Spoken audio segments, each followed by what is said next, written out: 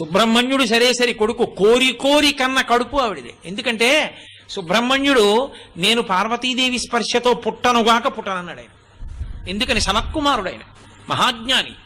ఆయన ఓసారి బొంత కుట్టుకుంటుంటే పరమేశ్వరుడు వెళ్ళి నీకు వరం ఇస్తానన్నాడు. ఆయన అన్నాడు, నువ్వు నాకు ఇచ్చేది నీకే ఇస్తాను, కోరుకో అన్నాడు. అంటే పరమశివుడు అన్నాడు, ఇంతటి మహాజ్ఞానివి నాకు కొడుకై పుట్టన్నాడు. అంటే ఆయన అన్నాడు, నీకే కొడుకు అవుతానన్నాడు. అంటే పార్వతీదేవి ఏమిటి నీకే అంటే ఏమిటి, నీకే అంటే నాకు కూడా అంది. ఆయన అన్నాడు, అమ్మ అలా నాకు అది కుదరదు, నువ్వు ఎంత జగన్మాతవైనా నేను గర్భవాసం చేయను, యోని సంభవుణ్ణి కాను, అందుకని నీ కడుపులో నేను పడుకోను అన్నాడు. అదేమిట్రా నాయన, నీ వంటి వాడు నా కొడుకు కాకపోతే అలా అవ్వవలసిందే అందావిడ.